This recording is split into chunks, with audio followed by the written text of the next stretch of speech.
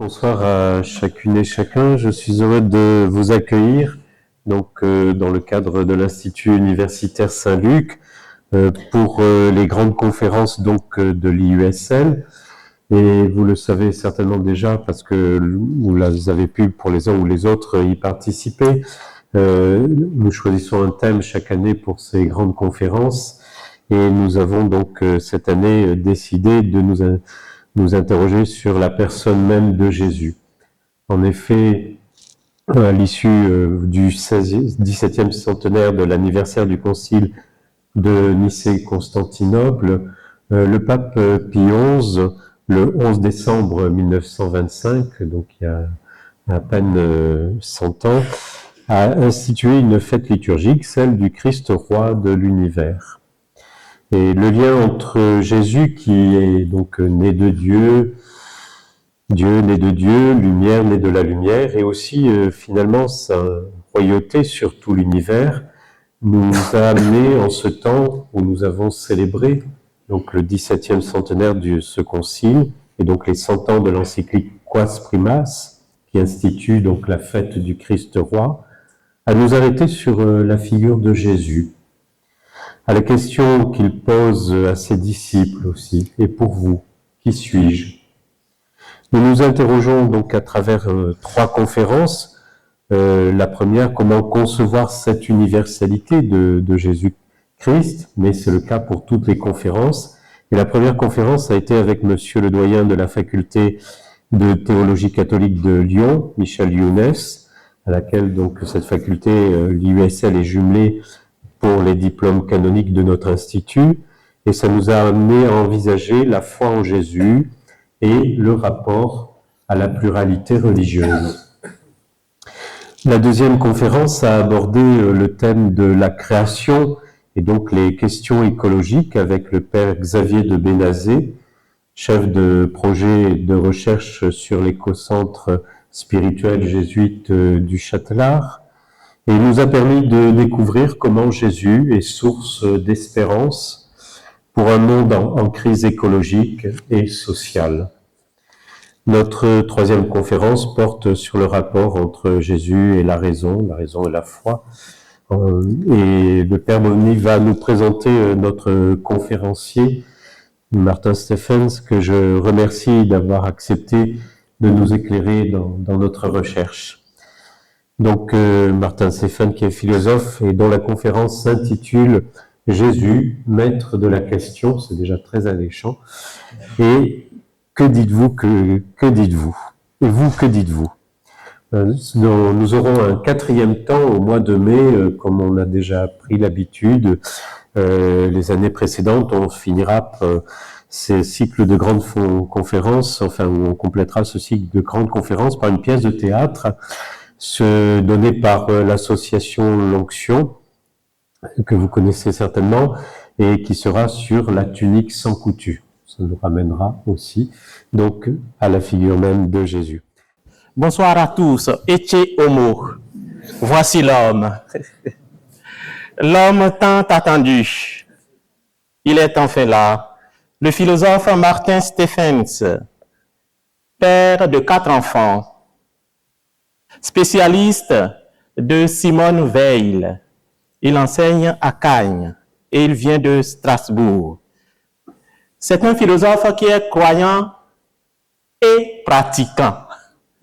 Il croit et il pratique.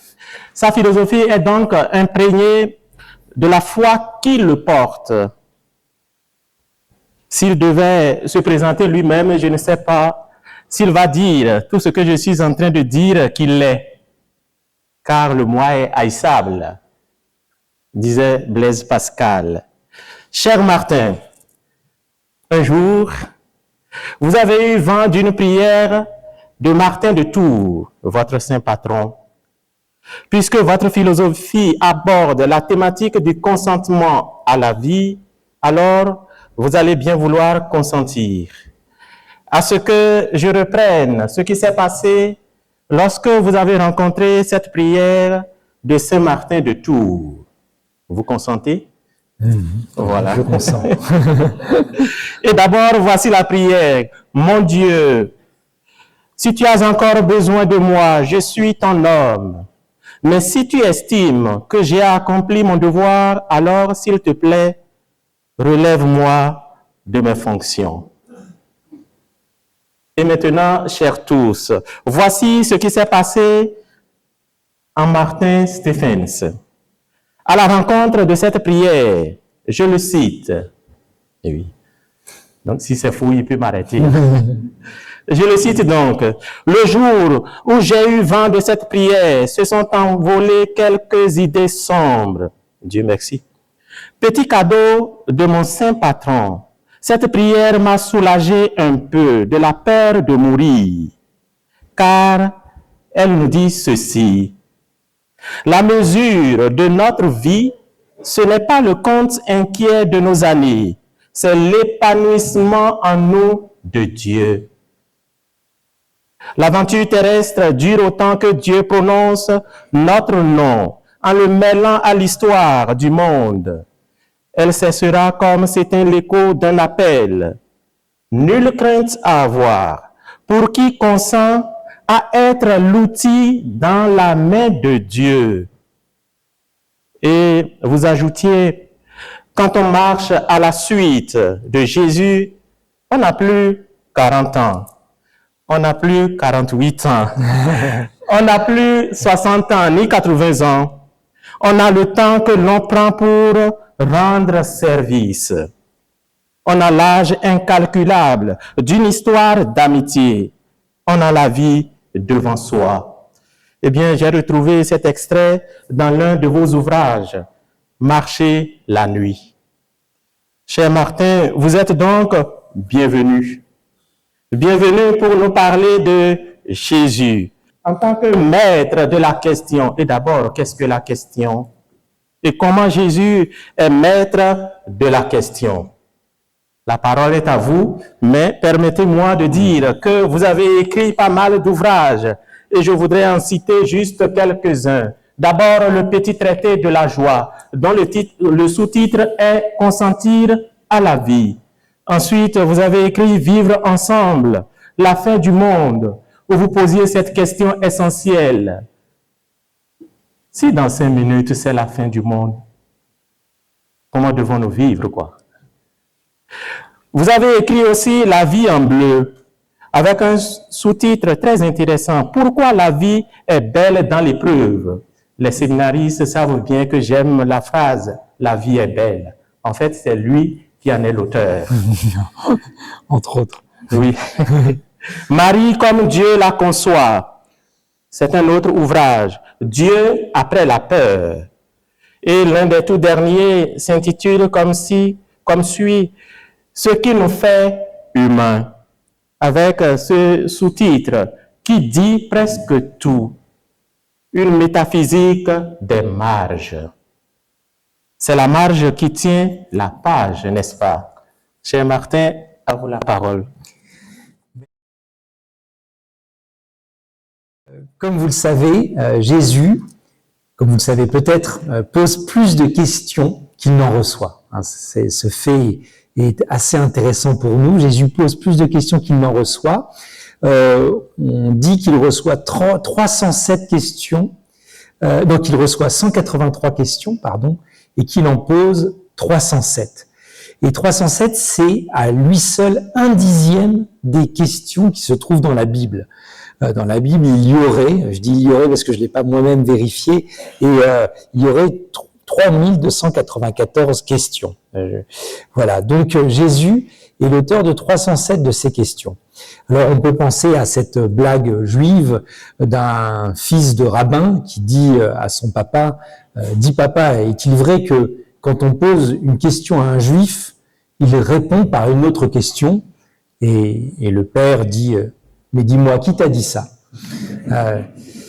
Et de fait, vous avez au moins en tête l'échange entre Jésus et le jeune légiste avant la parabole du bon samaritain. Le bon samaritain lui demande comment avoir la vie, obtenir la vie éternelle. Alors Jésus, subrepticement, va enlever éternel, comme s'il fallait d'abord avoir la vie pour qu'elle soit éternisable. Mais avant d'en arriver là, il lui dit « Et toi, que lis-tu » Voilà. Une question, réponse, une autre question.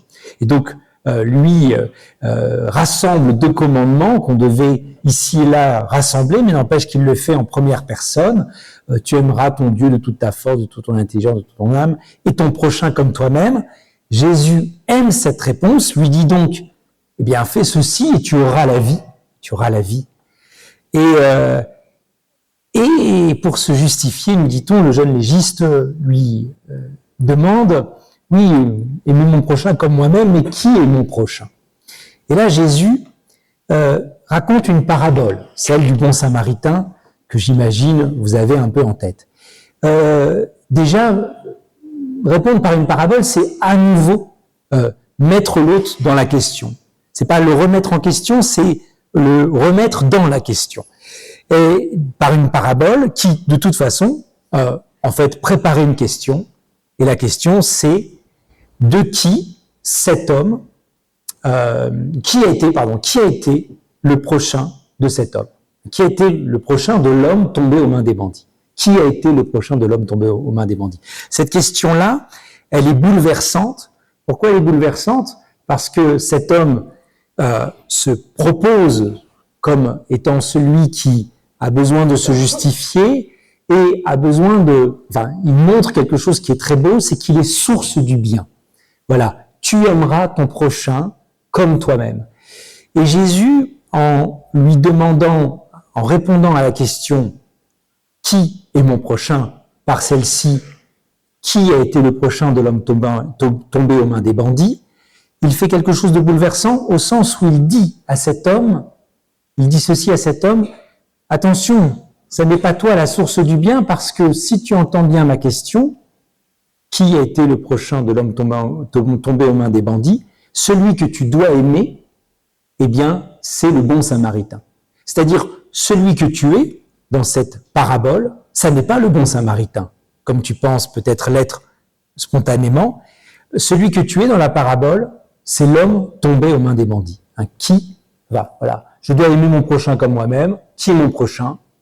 Bon, je raconte l'histoire et je te demande qui a été le prochain de l'homme tombé aux mains des bandits, c'est-à-dire celui que tu dois aimer comme ton prochain, c'est celui qui te veut du bien, c'est-à-dire dans l'histoire, tu es l'homme tombé aux mains des bandits, et puis dans l'histoire, tu as un autre rôle que tu peux prendre, c'est celui de l'aubergiste, c'est-à-dire c'est celui qui va recevoir du bon samaritain, de Dieu lui-même, son prochain comme étant quelqu'un de blessé. Ce qui nous arrive quotidiennement, ce qui nous est arrivé quand nous avons uni notre vie à la vie d'un autre, nous avons été l'aubergiste de quelqu'un qui était sans doute notre aubergiste, puisque nous sommes arrivés les uns les autres pleins de blessures.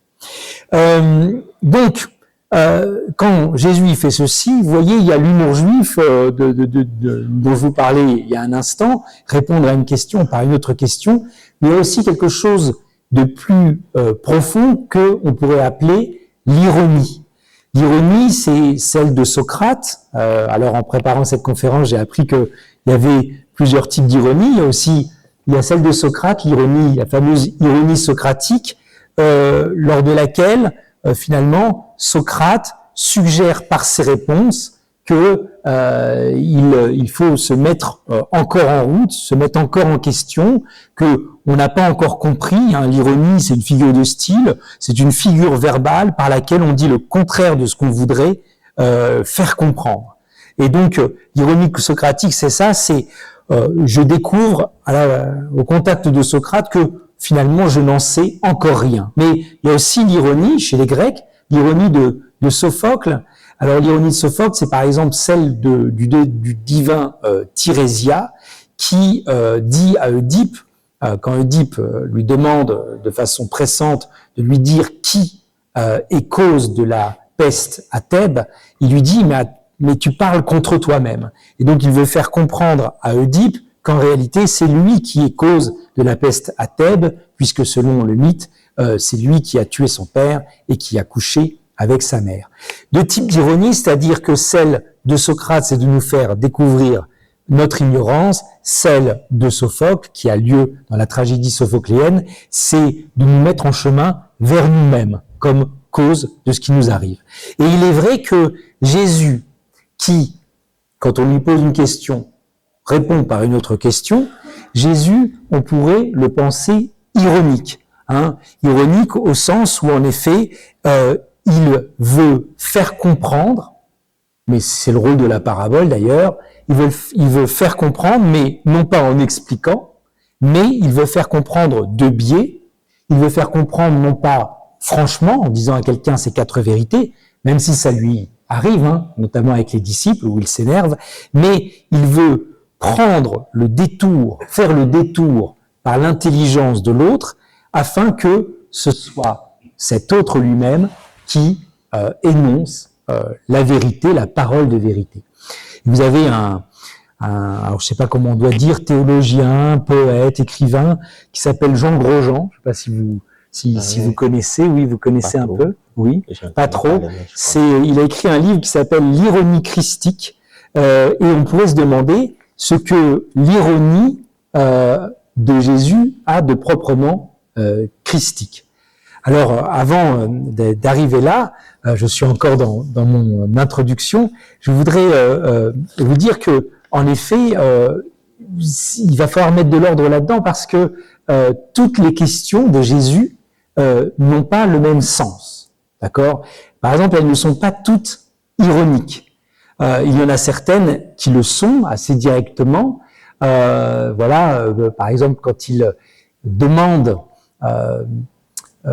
si il a bien guéri 10 aveugles, alors qu'un seul est revenu. Vous voyez, quelque part, il veut faire dire aux autres, oui, non, tu en as bien guéri 10, et donc, il veut leur faire comprendre que peut-être, d'ailleurs, il dit à l'aveugle, ta foi t'a sauvé, que à l'aveugle qui est revenu.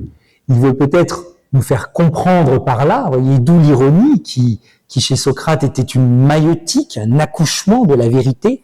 Il veut sans doute faire comprendre que tous les autres ont été guéris, mais que seul lui est sauvé. Parce que seul lui est le réceptacle du don qui lui a été fait. Puisque seul lui, d'ailleurs, peut-être seul lui reconnaît Jésus comme prêtre, parce qu'il dit allez vous montrer au prêtre, et lui, au plein milieu du chemin, il fait demi-tour, mais il va se montrer au seul vrai prêtre. Donc il a tout compris, mais les autres alentours n'ont peut-être pas tout compris, et donc Jésus pose cette question, en effet ironique, mais n'en ai-je pas guéri 10 ? Et pourtant, il n'y en a qu'un qui revient. Mais toutes les questions ne sont pas ironiques. Vous voyez, ne fallait-il pas que le Christ souffrit, dit-il aux disciples d'Emmaüs dans Luc. Voilà, question fort intéressante, mais quel est le statut de cette question ? Crois-tu que je puisse faire cela ? Ou croyez-vous que je puisse faire cela aux aveugles ? Crois-tu que je puisse faire cela ? Le crois-tu ? Il pose la question à Marthe. Dans les questions, par exemple, et vous, en effet, et vous, que dites-vous ? Que dites-vous que je suis ? Ici, dans cette question, on va voir que c'est passionnant une question, parce qu'une question nous laisse de la place. Mais c'est vrai que dans cette question, moi j'entends quelque chose comme une inquiétude de Jésus.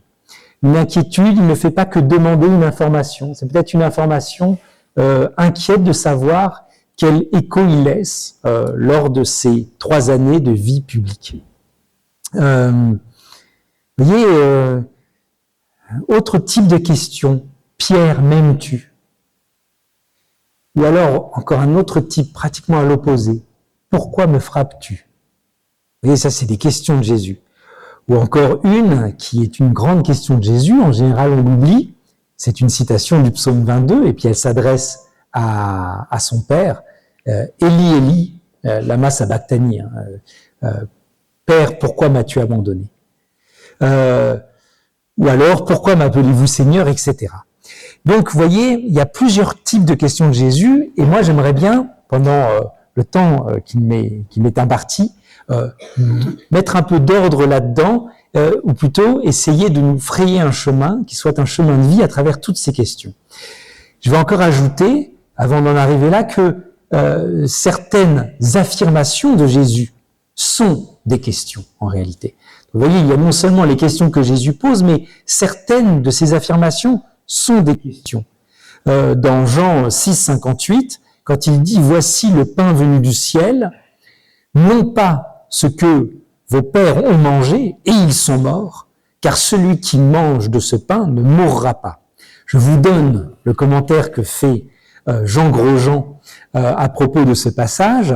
Ce passage, dit-il, est écrit contre l'auréole des anciens qui encombre les cœurs, et il dit ceci à propos de l'effet que ça a dû faire sur l'assistance. On vient de leur dire que Napoléon était un imbécile, que Vercingétorix était un froussard, que la Marne fut une boucherie inutile, etc. Et Jean Grosjean nous invite, dans l'ironie christique, à mesurer à quelle profondeur leur culture et la nôtre va être dévastée par ce maître-là. Vous voyez, il y a des affirmations qui remettent, alors pour le coup, tout en question. Dire qu'il est le pain qu'on doit manger pour avoir la vie éternelle et que tous vos pères sont morts, c'est violent. En fait, c'est violent. Et d'ailleurs, Jésus, là encore, la question arrive, je ne sais pas si vous la voyez venir dans le texte, mais c'est pourquoi, il pose la question, non, cela vous scandalise-t-il? Voyez. Sous-entendu, peut-être qu'il le faudrait. Et en même temps, il a la confirmation, puisque la plupart s'en vont, il ne reste que les 12 disciples, et là encore, cette question extraordinaire, et vous, ne voulez-vous pas partir? Et vous, ne voulez-vous pas partir?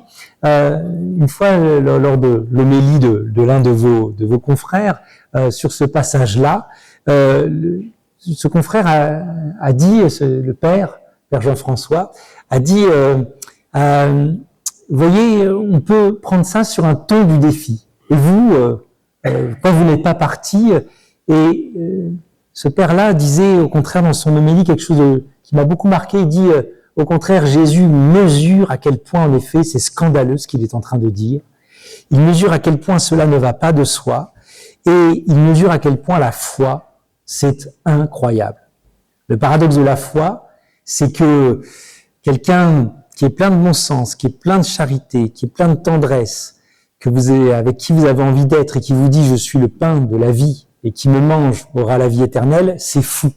Et de toute façon, se dire qu'il y a un Père qui prend soin de nous et qui ne nous laissera pas tomber, ça c'est une réponse de Jésus à la question des disciples,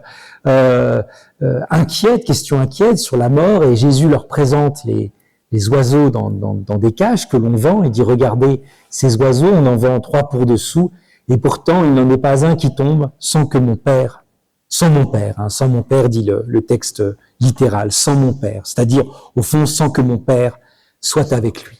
Et vous, qui valez beaucoup plus que des moineaux ou des passereaux, que craignez-vous? » Et donc cette bonne nouvelle est tout à fait folle, et Jésus sait que son affirmation, je suis le pain de vie, qui me mange ne mourra pas, c'est que son affirmation doit être une question, c'est-à-dire doit être quelque chose qui, creuse en nous un espace qui n'existait pas avant, et un espace qui va mettre du jeu dans notre vie, un espace qui va sans doute faire de notre sol un peu solide, quelque chose d'un peu mouvant, afin que nous puissions nous mettre en mouvement. Donc, voici mon plan. D'abord, on va se demander dans une première partie, qu'est-ce qu'une question? On va retourner la question contre elle-même et on va se demander ce que c'est qu'une question. Puis, dans un deuxième temps, on verra en quel sens précis Jésus en est le maître. Vous voyez, je suis obéissant au titre qu'on a préparé. Et enfin, on passera du statut du maître au statut du fils. C'est-à-dire comment, par ces questions, il se révèle à nous comme fils. C'est-à-dire comment vraiment ces questions, les questions que Jésus nous pose, nous engendrent. Socrate, il parlait de maïeutique, il disait je suis ironique, en effet. On disait qu'il était comme le paon qui arrête pas de nous harceler avec ses questions, mais son but c'était de faire le même métier que sa maman, qui était sage-femme, c'est-à-dire de mettre au monde la vérité que nous portons tous en nous, et c'est pourquoi il faut passer par le questionnement. Jésus va faire quelque chose d'encore plus radical, sa maïeutique, elle est existentielle, elle est spirituelle, il va s'agir pour lui de nous enfanter à sa suite comme enfants de Dieu.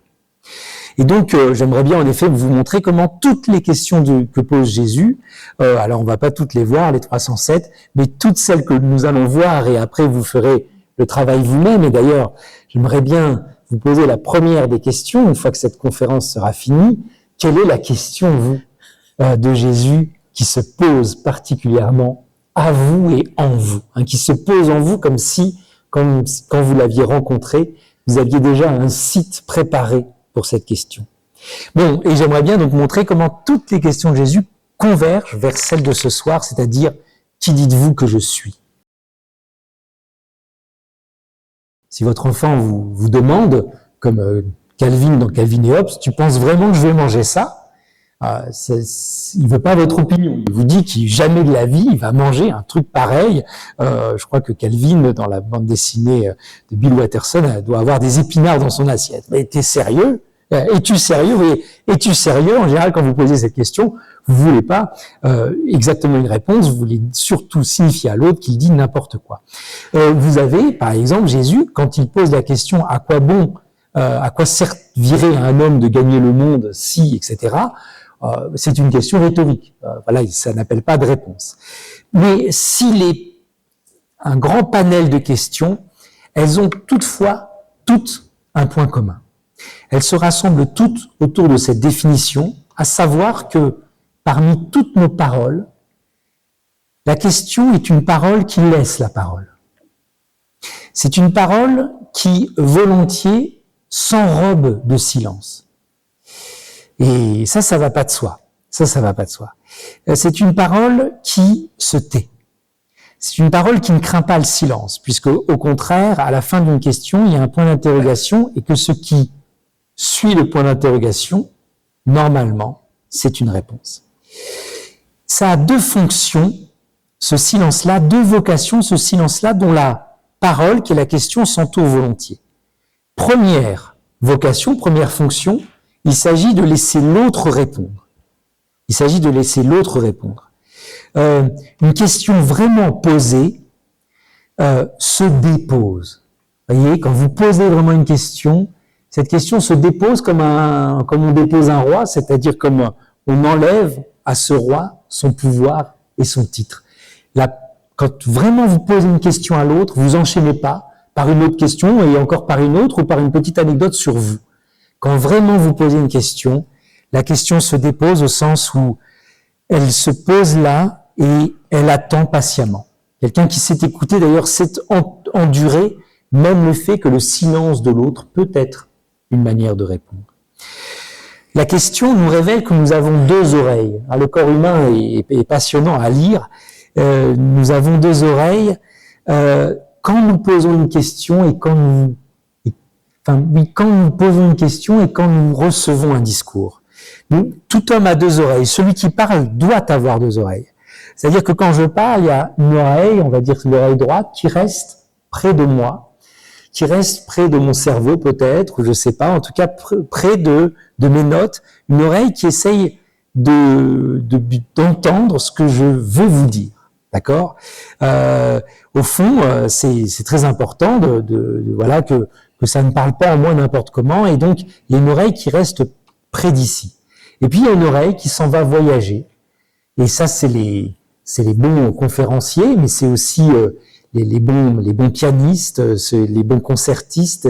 C'est ceux qui écoutent comment on les écoute. C'est ceux qui écoutent comment on les écoute. C'est ceux qui, un bon concertiste qui est capable d'entendre l'humeur de la salle, d'entendre l'écho de la salle. C'est-à-dire, il y a une oreille qui vient se poser sur votre oreille. Une oreille qui vient se poser sur votre oreille. Vous avez, en tant que philosophe, j'ai assisté à quelques colloques de philosophie. Vous avez parfois, mais c'est la même chose, je crois, dans toutes les disciplines, vous avez parfois des gens qui tiennent tellement à ce qu'ils veulent dire qu'ils oublient de l'offrir. Ils tiennent tellement à ce qu'ils veulent dire qu'ils oublient de l'offrir, c'est-à-dire, on leur dit, il reste 5 minutes, ils disent, oh là là, déjà, je ne l'ai fait que lire, mais je vais lire et encore plus vite. Comme ça, au moins, j'aurais dit, mais oui, mais est-ce que quiconque vous écoute encore? Voyez, quand quelqu'un parle, il écoute si on l'écoute. C'est pour ça, avant, je culpabilisais de ma difficulté d'écouter certains bavards, et à un moment donné, je me suis dit, non, ils sont difficiles à écouter parce qu'ils n'écoutent pas si vous les écoutez. Et au fond, une fois, j'avais fait l'expérience de me soustraire un peu à une amie qui parfois est en monologue. Et d'ailleurs, elle s'est retournée vers le voisin de droite et elle a continué la conversation avec lui. En fait, peu importe qui m'écoute, je dis ce que j'ai à dire. Et en effet, pour que l'écoute naisse, il faut que celui qui parle écoute l'écoute qu'on lui porte. Je vais essayer de m'appliquer ça en m'arrêtant au bon moment quand je sens que vous êtes assez fatigué ou assez abreuvé de paroles. Mais, et puis je crois vraiment que la question, c'est vraiment ça. La question vient illustrer magnifiquement le fait que quand on parle, on ne parle pas pour soi ou pour déposer ce qu'on a à dire dans la tête de l'autre. On ne parle que pour autant que l'autre nous écoute. Et d'ailleurs, parfois on dit, bon, c'est pas le moment, je t'en parlerai plus tard. Là vraiment, c'est qu'on écoute que l'autre ne peut pas nous écouter aujourd'hui. Et d'ailleurs, ce que je viens de vous dire est vrai aussi de l'auditoire qui a aussi deux oreilles. Il y a une oreille qui va rester près de votre tête, de votre comprenette, qui va dire, mais ce qu'il dit là, à quoi ça fait référence chez moi? Et ça, c'est tout à fait normal, mais s'il n'y avait que cette oreille-là, si vous étiez sourd d'une oreille, eh bien, ça veut dire que vous ne feriez que ramener la nouvelle parole à ce que vous avez déjà compris. Or, il y a une oreille baladeuse, une oreille qui ose se poser sur les lèvres de celui qui parle, c'est-à-dire il y a une oreille qui se risque à l'inouï, qui se risque à se laisser dire non pas ce qu'on a déjà compris, mais qui se risque à entendre, l'inouï, ce que vous n'avez jamais entendu. Et dire, ah mais d'accord, j'ai compris, mais ça m'a perturbé d'abord. Et d'ailleurs, une bonne question, c'est pas pour vous mettre la pression tout à l'heure, mais une bonne question dans une assemblée, c'est quand on sent que quelqu'un est en train de mesurer l'écart entre ce qu'il a compris et ce qu'il a entendu. Et au contraire, les questions, c'est de dire, bah oui, mais moi j'ai toujours compris ça, et apparemment ça correspondait pas tout à fait. Bon, très bien. Voilà, mais même si il n'y a pas de mauvaise question, comme je dis sans cesse à mes élèves. Donc, la première fonction de cette parole qui est la question, c'est de laisser l'autre répondre. Le dialogue, vous savez, notamment quand on travaille en équipe ou quand on travaille dans cette équipe qui s'appelle un couple, quand on conjugue notre vie conjugale avec quelqu'un d'autre, on se désespère toujours du malentendu. Or, le malentendu, c'est quelque chose d'extrêmement précieux, parce qu'en fait, on ne se parlerait pas si l'on s'entendait toujours et déjà. D'accord ? Comme dans la chanson de Christophe, je lui dirai les mots bleus, les mots qu'on dit avec les yeux. Une histoire d'amour sans parole n'a pas besoin de protocole. Oui, mais une histoire d'amour sans parole, oui, est-ce que c'est une histoire d'amour d'ailleurs sans parole ? Je crois pas.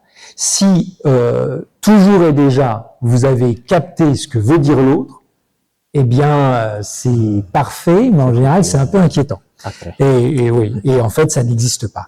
En fait, on ne dialogue qu'à partir d'un malentendu premier et consenti.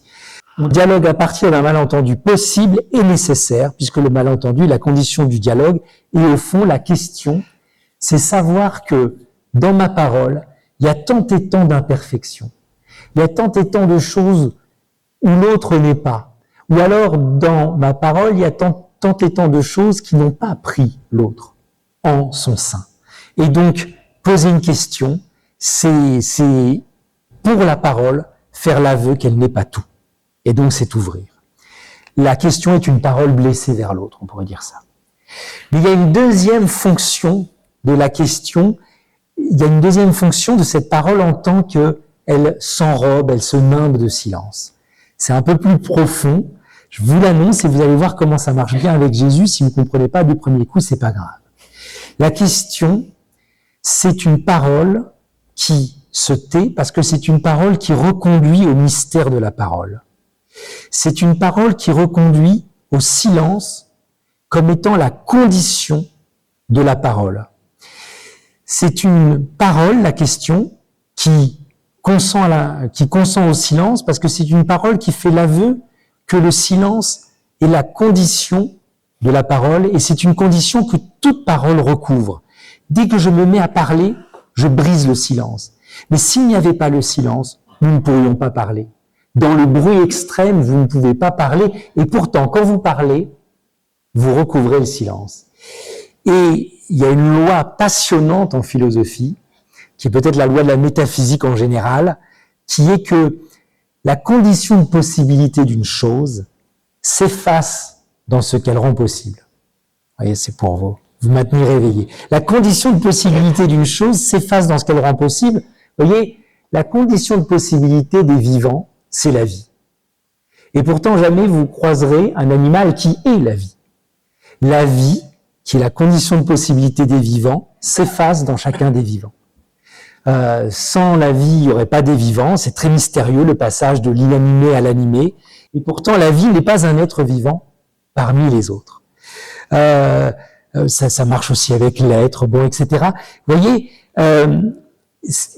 et donc, à chaque fois que vous avez un animal, un être vivant, vous n'avez jamais la vie. Et pourtant, sans la vie, il ne serait pas un être vivant. Eh bien, on va voir qu'avec la parole, c'est la même chose. Pour parler, j'ai besoin du silence. Et pourtant, cette parole fait que le silence n'est plus.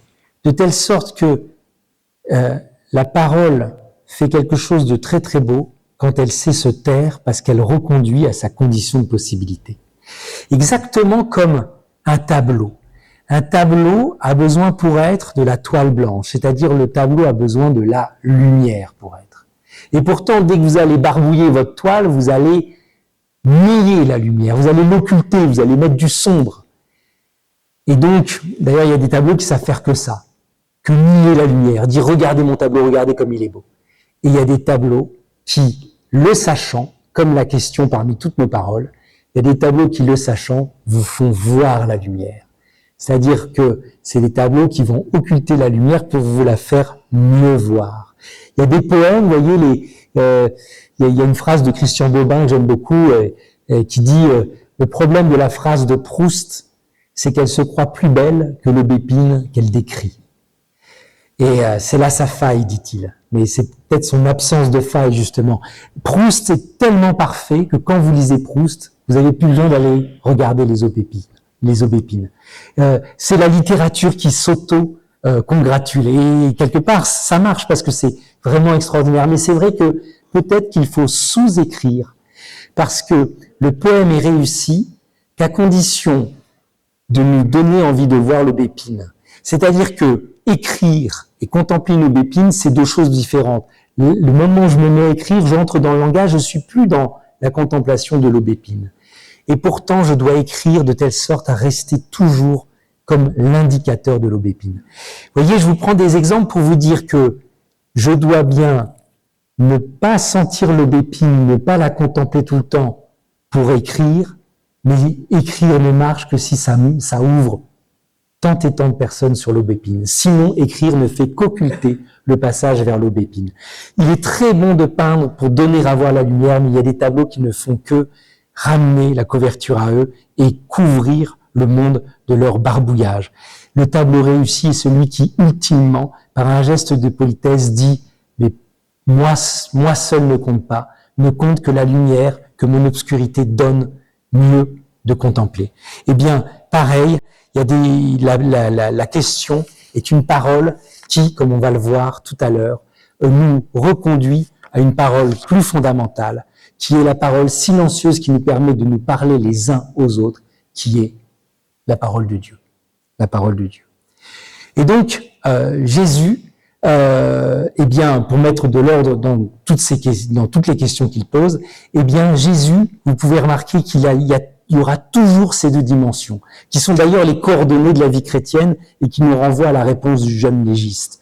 Il y aura toujours dans Jésus le fait de poser une question pour que l'autre ait sa place, le prochain, et il y aura toujours une manière de poser la question de telle sorte que le Père se révèle à travers cette question.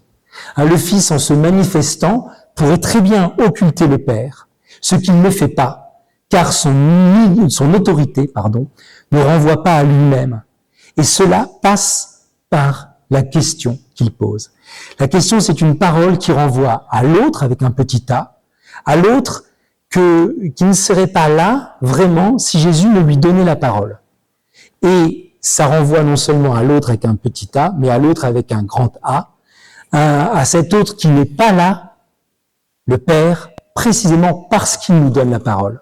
Parce qu'il est la parole silencieuse qui est la condition du Verbe, le Christ, et de tout échange de paroles entre nous. Donc, deuxième partie, en quoi Jésus est-il le maître de la question? Je ne sais pas si vous avez fait votre devoir de chrétien, si vous avez lu la lecture du jour. C'est très très intéressant, c'est le chapitre 1 de l'évangile de Marc. Il nous est dit que Jésus enseigne, et qu'il enseigne avec autorité. Alors on se dit, là est Jésus. Et d'ailleurs, ça réussit.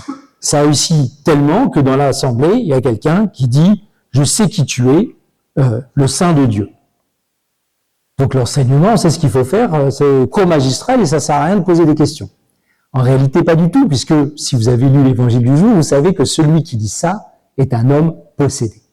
Il est possédé, et donc vous voyez, on pourrait dire, il confesse le Christ, mais en fait c'est que avec 1000 guillemets.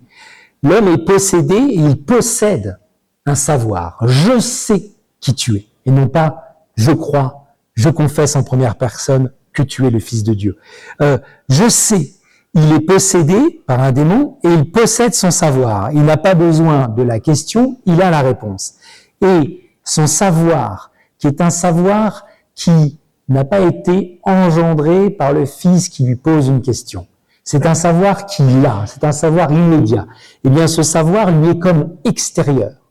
Le propre de l'ironie, que ce soit celle de Socrate, de Sophocle ou de Jésus, le propre de l'ironie, c'est que l'autre aille lui-même vers le savoir. Ici, cet homme est comme possédé par son savoir, il l'a immédiatement. On pourrait dire que son savoir lui demeure extérieur, et tellement extérieur que le geste de Jésus, c'est de l'expulser. D'accord? D'expulser, de l'exorciser. Il expulse le démon. Il le remet à zéro. Il le rend vierge. Il le rend vierge. Et au contraire, Jésus, donc vous voyez, ce qui est décisif, c'est pas tant son enseignement que les questions qu'il pose. D'ailleurs, c'est très rigolo. Il nous est dit qu'il enseignait, mais de son enseignement, si on a le sermon sur la montagne, mais ce qu'on va retenir surtout de Jésus, c'est ses interactions avec ses contemporains. Et c'est la question qu'il pose un peu en éducation. Ce que retiennent le plus les enfants, c'est pas les grands sermons, c'est le moment où on a vraiment parlé avec eux, même de la pluie et du beau temps. C'est ça c'est les moments de relation qui vont retenir et qui vont les fortifier plutôt que les grandes généralités qu'on peut essayer de leur inculquer. Voilà. Jésus, où pose-t-il la question? Où dépose-t-il cette question? Ces questions. À la fois dans un lieu qui sait. Ça, c'est vrai qu'il va révéler que, un peu comme Élisabeth, voilà, à l'approche de Marie, il y a quelque chose qui tressaille en elle, qui est Jean le Baptiste. Eh bien, au fond, il y a bien une maïeutique du Christ au sens où Jésus pose la question dans un lieu qui est comme préparé pour la réponse. Quelque part, Jésus vient mettre au jour un lieu où nous savons le don de Dieu. Sinon, ces questions seraient juste bizarres, elles exaspéreraient son auditoire. Or, les gens reconnaissent bien qu'il y a quelque chose de vrai. Mais à la fois, ce lieu-là, ce lieu qui est fait pour porter le prophète Jean, ou pour même carrément enfanter Dieu, ce Dieu-là s'ignore encore. Et il se découvre au contact de Jésus comme le lieu d'où Jésus peut venir naître. Jésus creuse en nous le lieu où nous pouvons l'accueillir. Et je suis assez fasciné par le fait que quand un enfant nous parle, même s'il dit des choses, voilà, moi en fait à l'école il y a une copine, elle s'appelle Blanche, mais j'ai aussi une Blanche au patronage et en fait c'est pas les mêmes, etc. En fait vous pouvez vous dire bon, c'est pas très très important tout ce qu'il raconte, c'est des anecdotes de petit enfant, j'ai mieux à faire et des choses d'adultes très sérieuses. Et pourtant dans ces moments où l'enfant parle, le mieux que vous avez à faire, c'est de vous mettre à sa hauteur et puis de l'écouter. De l'écouter raconter que ceci, cela, et que il connaît 2 filles qui ont le même prénom et qui trouvent ça rigolo de s'appeler comme ça. Et parce que si vous ne faites pas ça, jamais l'enfant ne sera assez en sécurité pour aller plus loin et puis peut-être un jour tenir des grands discours philosophiques ou que sais-je. Eh bien, Jésus, au fond, en nous posant une question, nous dit, ce lieu d'où la vérité va naître, il est déjà en toi, et tu ne le sais pas, et j'aimerais que tu le découvres, et tu ne peux le découvrir que parce que je te pose cette question qui te dit, va avec confiance le trouver, ce lieu. Les questions de Jésus, comme toute question intelligente, donnent à penser. Et ça me paraît très important de dire, c'est ce que je dirai demain aux lycéens de la Nativité, à qui je vais parler aussi. Ils ont des questions sur la liberté, etc. Mais voilà, par exemple, comment faire un choix? Eh bien, en remarquant que le choix, on ne l'a pas choisi. On n'a pas choisi de pouvoir choisir, car le choix est quelque chose que nous avons reçu d'une culture où le choix est important. En fait, la liberté de faire à partir de soi, nous l'avons reçue par un autre qui nous a fait confiance. Eh bien, là, de la même façon, les questions de Jésus donnent à penser, parce que Jésus nous donne de devenir des penseurs. La pensée par soi-même, qui est un truc de Kant, il faut oser penser par soi-même, mais la pensée par soi-même n'est possible, c'est-à-dire la pensée à partir de soi, que parce qu'un jour, un autre que soi nous a dit « ta pensée, si petite soit-elle, m'intéresse ». Donc on pourrait dire d'ailleurs que l'enseignement de Jésus par la question continue l'œuvre de la création. C'est un chemin qui nous enfante comme première personne, au présent, comme étant ceux qui peuvent répondre à son message, à ses questions. L'homme qui sait, finalement, qui sait déjà, appartient au passé, et son savoir n'est jamais qu'un constat de ce qu'il a déjà accumulé. Le maître Jésus, en tant que capable de la question, est un maître capable de se démettre. Vous l'écrivez avec 2 T ou avec... c'est un maître capable de se démettre, c'est-à-dire de nous mettre en route vers nous-mêmes, et comme on va le voir dans la 3e partie, de nous laisser nous enfanter. Au fond, les questions de Jésus, on pourrait dire que c'est des énigmes. C'est des énigmes. Dans l'énigme, ce qui est incroyable, c'est que vous avez finalement 3 types de choses. Vous avez d'abord le problème. 3 types de choses qui sont devant nous. Le problème appelle une solution. Hein, c'est question pour un champion, vous avez la solution, super, c'est la fuite, le plombier a la solution à votre problème, et la solution vient dissolution, le problème. Et puis vous avez l'énigme. Et l'énigme, c'est passionnant parce que par l'énigme, dans la réponse, eh bien, cette réponse redevient une question, ou plutôt cette réponse est la question fondamentale. Je vais être trop long, mais je vous en donne 2, et puis je vous donne 2 types d'énigmes, par exemple. Une énigme qui est une belle histoire juive d'ailleurs, de prêtres païens, le peuple juif est en exil, et qui demande à ce que soit construit le temple, et ça prend du temps, il y a des intempéries, alors ils disent qu'il faut, avant l'inauguration du temple, sacrifier un enfant pour le mettre dans les fondations du temple. Et ils demandent à ce qu'une mère vienne proposer son fils à l'immolation. Et toutes les mères s'y refusent. Pendant 1 jour, 2 jours, 3 jours, les prêtres sont en colère et ils passent d'1 enfant à 10 enfants à sacrifier dans les fondations du temple. Et il y a un jeune enfant d'origine juive qui dit à sa mère, écoute, moi je vais y aller de mon propre fait. Elle dit, mais nous on n'y va pas, et il y va quand même, et devant l'assemblée, il dit aux prêtres qu'il voudrait d'abord leur poser 3 questions. Et il leur pose 3 questions, assez simples en apparence. Qu'est-ce qui est le plus lourd? Qu'est-ce qui est le plus léger? Et qu'est-ce qui est le plus dur?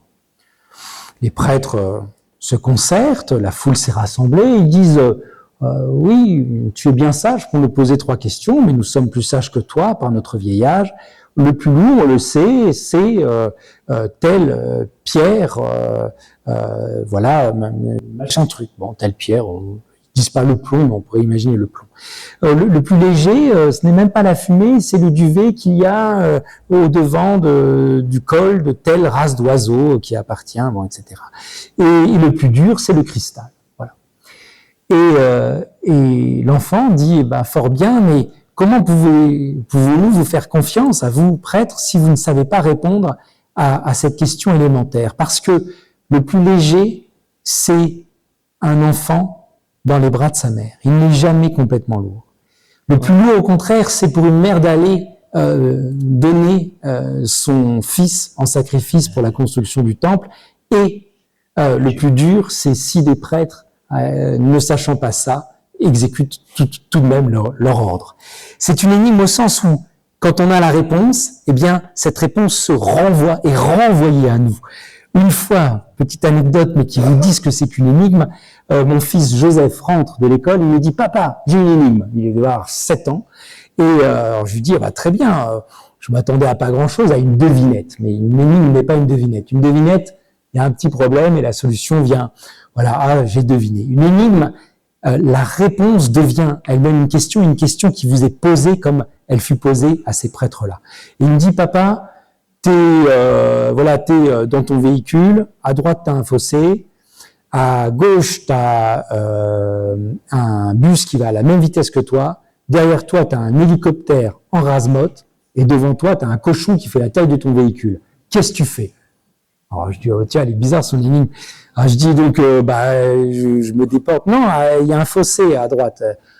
Donc il y a un camion de pompier qui va à la même vitesse que moi. L'hélicoptère, je sais pas, je fonce dans le cochon. Bon, il me dit non, tu cries papa, je veux descendre du manège. Et vous savez quoi? C'était une vraie énigme. Pourquoi? Parce que c'est mon fils qui me demande ça. Et c'est mon fils qui me renvoie à un fils qui crie vers un père. Papa, je veux descendre du manège. Et combien de fois depuis 12 ans, mon fils a-t-il été pris, comme tous les adolescents, dans des manèges, dans des cercles infernaux, et il a su crier vers moi. Et quelque part, par cette énigme, c'est-à-dire par une réponse qui en fait redevient une question, c'est fou, cette réponse ne vient pas clore, cette réponse vient me mettre en route, exactement comme Oedipe. Il lui demandait qu'est-ce qui est à 4 pattes le matin, à 2 pattes à midi et à 3 pattes le soir. Il répond l'homme. Il se dit devinette, sachant qu'il y a des milliers qui ont été dévorés avant. Mais ils sont nuls. Non, en fait, Oedipe, il lui est dit que la réponse était encore une question. Parce que lui, il a répondu, mais en fait, qui va mêler les 3 générations dans un instant? Qui va mêler la première, 4 pattes, la deuxième et la troisième, si ce n'est lui, en épousant une femme qui pourrait être sa mère et qui est en l'occurrence sa mère. Bon. Donc vous voyez, ça c'est l'énigme, mais au fond, Jésus, eh bien, c'est précisément ce qu'il fait.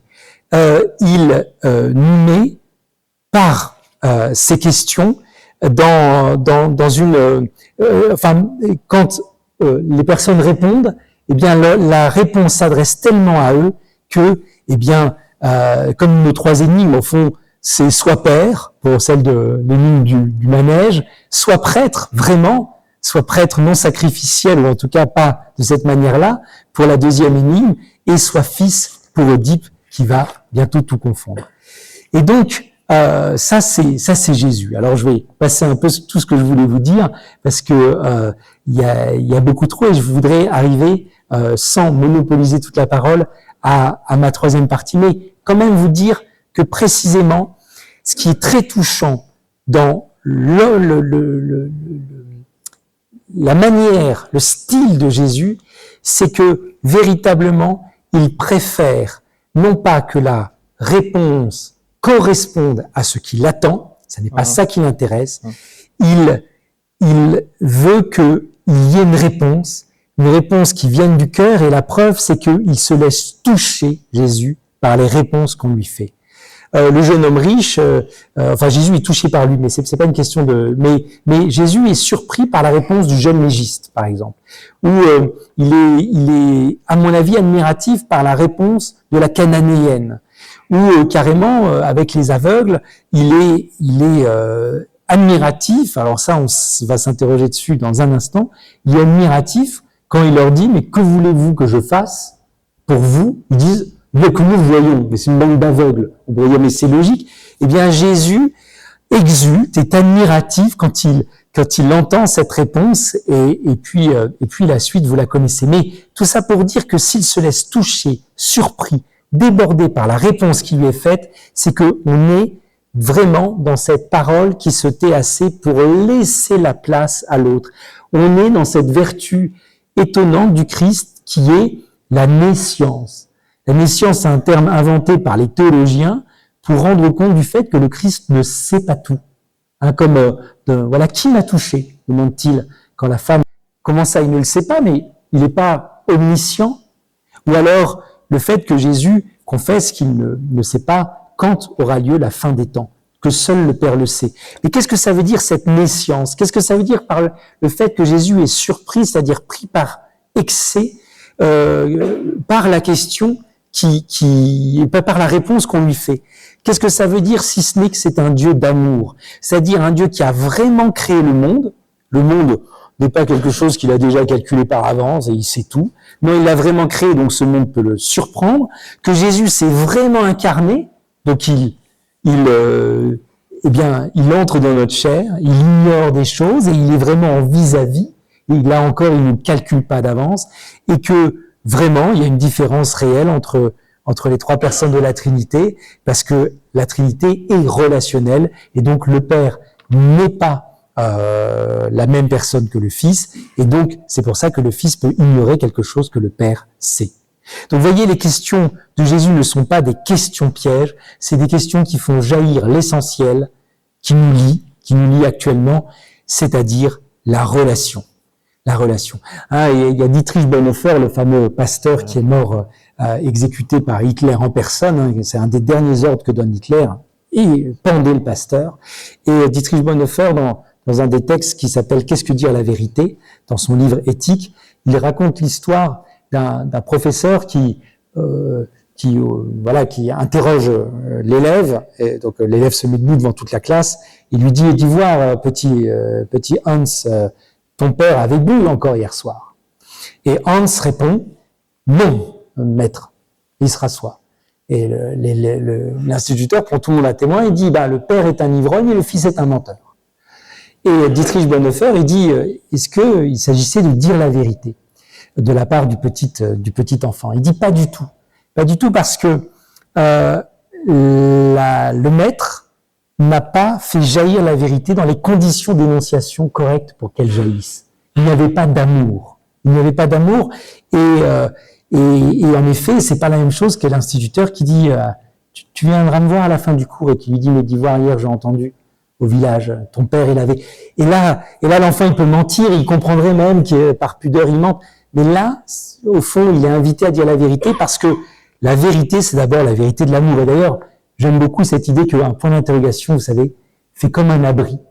Par rapport au point d'exclamation, qui est un point, comme dans la louange, qui est un point qui comme un feu d'artifice, monte le ciel. Bon, le point final met un terme définitif. Le point de suspension, c'est comme une question qui ne sait pas trop s'arrêter, qui est incertaine d'elle-même. Dans la vraie question, on met vraiment l'autre à l'abri d'une autre parole. Et on lui dit que tout va bien et qu'il peut se tenter. Tenter d'entrer dans cette parole. Et la preuve que Jésus préfère la relation, je vais vous en donner deux très très vite et je passe à ma troisième partie dont je ferai ma conclusion. Il me reste 10 minutes, c'est ça? 15 minutes, 20 minutes. Oh là là, bon. Je veux pas trop vous prendre et j'essaye d'écouter votre écoute ou de regarder vos yeux. Mais deux preuves que Jésus, par la question, nous indique que le plus important, c'est le prochain, c'est l'événement du prochain. C'est dans Pierre m'aimes-tu. Vous connaissez tout ça. À la fin de Jean, en fait, d'abord il dit agapas, c'est-à-dire m'aimes-tu d'agapé, m'aimes-tu d'un amour fou, et Pierre répond simplement philo, je t'aime d'un amour d'amitié. D'accord? Est-ce que tu m'aimes passionnément? Ouais, je t'aime bien. Il repose la question. Pierre m'aimes-tu? Agapas. Et Pierre répond à nouveau, je t'aime, mais au sens de philo, au sens de l'amitié. Et troisième question, Jésus lui demande Philei. Est-ce que tu m'aimes? Et Pierre, un peu triste, lui dit, oui, je t'aime Philo. Et Jésus dit, oui, mais il viendra un temps où tu me donneras tout. Là, c'est pas le moment, mais ce qui prime, c'est la relation. La preuve, c'est que je t'ai mis la barre là et je l'ai descendue pour qu'on soit ensemble là où tu es actuellement. Et non pas là où je suis, puisque moi, je viens de donner ma vie pour vous. Moi, je suis dans l'agapé. Ouais, pas de question sans confiance qu'on fait à l'autre. Et faire confiance, c'est toujours prendre sur soi la confiance qu'on a faite à l'autre. C'est-à-dire que si l'autre l'a trahi, mais c'est moi qui t'ai fait confiance, donc c'est mon affaire. Et ultime preuve pour enfoncer le clou, si je puis dire, c'est que Jésus met de la question, c'est-à-dire met de la relation, là où il n'y en a plus du tout, c'est-à-dire dans la violence. Qu'est-ce que c'est que la violence? J'ai réfléchi une fois en me disant, mais est-ce que c'est possible de définir la violence alors que la violence, ça fait tellement mal qu'on n'a pas les mots pour la dire? En fait, si, c'est très simple, la violence est un rapport sans relation. Voilà, un rapport sans relation. Si quelqu'un vous frappe dans la rue, il est en rapport avec vous, mais il n'est pas en relation avec vous. Si quelqu'un vous cambriole, il est en rapport avec votre intimité, il est dans votre chambre à coucher, mais il n'a pas été invité. Il n'est pas en relation. La violence est un rapport sans relation. L'indifférence, vous êtes là, vous écoutez pas votre enfant qui vous pose 5 fois la même question, vous êtes en rapport avec lui, mais pas en relation. Quelque part, c'est violent. Eh bien, qu'est-ce que c'est que la non-violence? C'est la relation. Qu'est-ce que c'est que la prière? D'ailleurs, parfois, c'est la relation sans rapport. Quand on parle à ce Dieu qui n'est pourtant pas sous la main, comme un doudou. Bon, bref. Et dans la violence, Jésus demande en effet, pourquoi me frappes-tu? Il met de la relation là où il y a un rapport sans relation. Ou alors, Judas, est-ce par un baiser que tu trahis le Fils de l'homme? Il pose la question, il insiste. Bon. Mais il y a encore plus profond, et ça sera mon dernier temps. Plus profond, c'est la deuxième fonction de la question que je vous ai indiquée tout à l'heure. Indiquer la parole silencieuse dont toute parole emprunte sa puissance, ou à laquelle toute parole emprunte sa puissance. C'est-à-dire indiquer le Père d'où le Fils parle. Pour Jésus, se taire, c'est s'interdire de parler à partir de soi. Alors, on l'a dit tout à l'heure, la condition de possibilité de la parole n'est pas une parole parmi d'autres. La condition de possibilité de la parole, c'est Dieu, c'est le Père qui créateur, c'est-à-dire que la possibilité de la parole, la condition de possibilité de la parole, ce n'est pas une parole parmi tant d'autres, c'est ce qu'on entend quand on fait silence avec quelqu'un et qu'on se dit « ça parle encore ». Une fois, on m'a dit « mais quel était votre premier maître en philosophie ?» Et sur le coup, m'est tout de suite venue l'idée d'Elisa, qui était une petite fille trisomique et autiste que mes parents avaient accueilli un temps, mais à plein temps pendant 3 ans, et pendant que nous étions petits enfants, et lors de grands moments passés avec elle, je voyais bien que nous communiquions en deçà ou au-delà, c'est selon, en deçà ou au-delà de toute parole échangée, puisque elle ne pouvait pas accéder au langage. Et au fond, j'étais en contact avec cette parole première qui nous lie en amont de toute parole. Et finalement, c'est quoi le bavardage? C'est précisément quand nos paroles recouvrent cette parole première et qui se tait pour nous laisser parler. Voilà, Dieu, qu'est-ce que c'est au fond? C'est une réponse plus grande que toutes nos questions. C'est une réponse plus grande que toutes nos questions. Et d'ailleurs, même la question pourquoi, la question de Jésus sur la croix, pourquoi m'as-tu abandonné? Même le cri contre Dieu est encore un cri que Dieu autorise pour que nous nous lions à lui. Au fond, toutes nos questions sont toujours et déjà enveloppées, et même la grande question pourquoi, dans un parce que premier, dans le fiat créateur, dans le fiat à partir duquel nous avons la vie et qui est une vie faite de paroles. Et donc on cherche Dieu dans nos questions, sans doute, mais c'est lui qui permet la question, c'est lui qui la rend possible. Il est, donc je vous ai dit problème, solution, c'est une première manière de voir les choses. Il y a aussi énigme dont la réponse est encore une question mais posée plus en profondeur. Et il y a enfin cette troisième chose qui est le mystère. Le mystère, c'est le mystère de la parole même. Le mystère, c'est, Gabriel Marcel, il disait, le problème est devant nous. Le mystère, c'est ce en quoi nous sommes.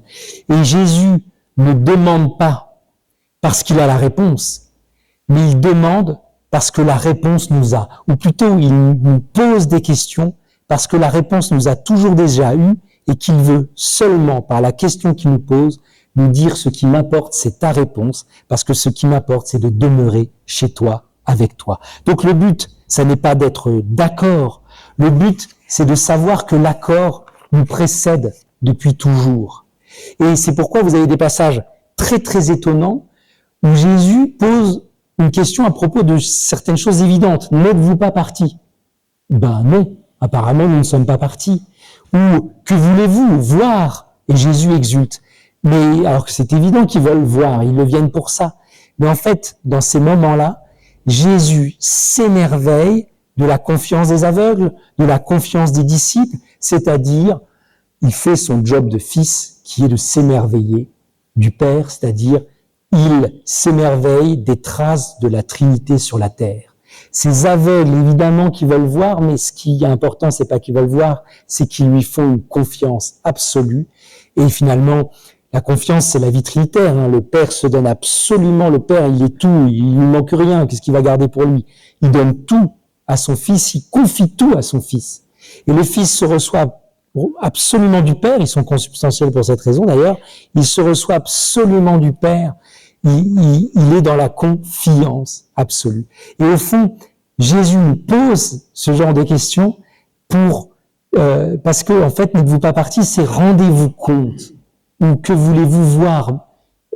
Rendez-vous compte de la confiance que vous me faites. C'est